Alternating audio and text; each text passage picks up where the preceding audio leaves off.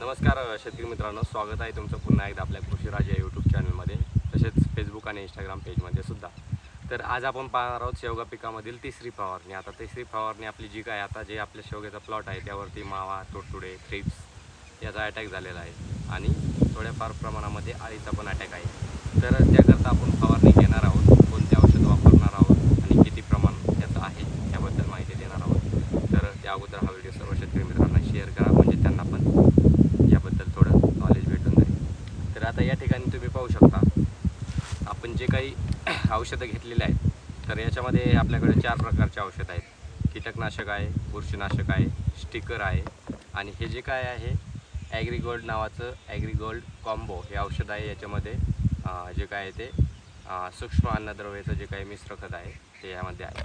म्हणजे थोडक्यात सूक्ष्म अन्नद्रव्य जे काय ते आहे त्याच्यात. आता याचं प्रमाण आपण पाहूयात. सर्वात प्रथम हे जे काही पावडर टाईपचे औषध आहे ते तुम्हाला आपल्या पंपामध्ये टाकायचे आहेत, म्हणजे त्याचं जे काय आहे ते व्यवस्थित याच्यामध्ये मिश्रण होतं.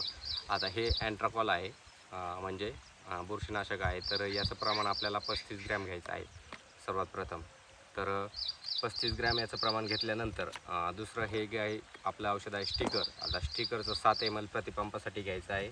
आणि हे जे काही औषध आहे आपलं सूक्ष्म अन्नद्रव्याचं ॲग्रीगोल्ड कॉम्बो म्हणून, हे आपल्याला जवळजवळ 33 ते 35 ग्रॅम प्रतिपंपासाठी घ्यायचं आहे.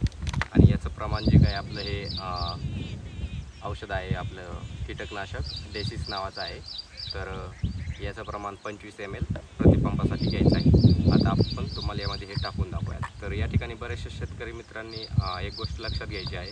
आपलं हे जे काही औषधं आहेत हे औषधं आपल्याला फोडण्याकरता आपल्याकडे जर काही अवेलेबल नसेल तर या ठिकाणी तुम्ही पाहू शकता हे जे काही पंपाचं आहे, म्हणजे हे बॉटलचं हे टोपण आहे, या टोपणला या ठिकाणी एक आणि सारखं दिलेलं असतं.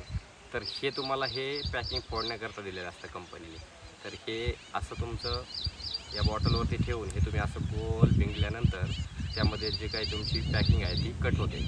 तर या ठिकाणी तुम्ही पाहू शकता हे अशा प्रकारची पॅकिंग आपली कट होते. हे पहा,